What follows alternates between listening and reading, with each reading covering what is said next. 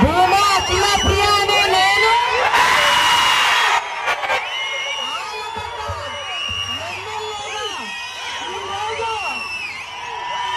ఈ గడ్డ మీద అడుగు పెట్టినప్పుడు నిజంగా మీరు చూపించిన ఈ ప్రేమ అభిమానాలు, ఈ ఉత్సాహము, జీవితాంతము మీరందరూ చూపించిన ఈ అభిమానం నేను గుర్తు పెట్టుకోవడమే కాకుండా అవతల వాళ్ళు కూడా గుర్తు పెట్టుకునేలాగా చేస్తానని చెప్పి ఈ సందర్భంగా తెలియజేసుకుంటున్నాను.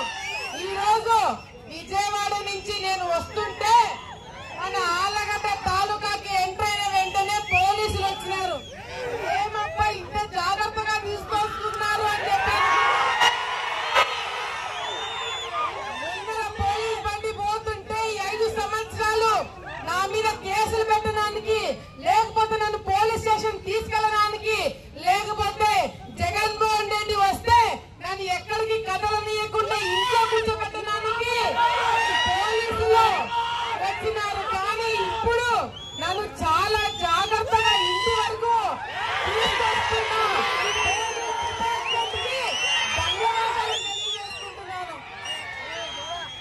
నేను గతంలో కూడా చెప్పిన, ఇప్పుడు చెప్తున్నా, అప్పుడు ఏం చెప్పినా చాలా మంది టికెట్ రాదనుకున్నారు.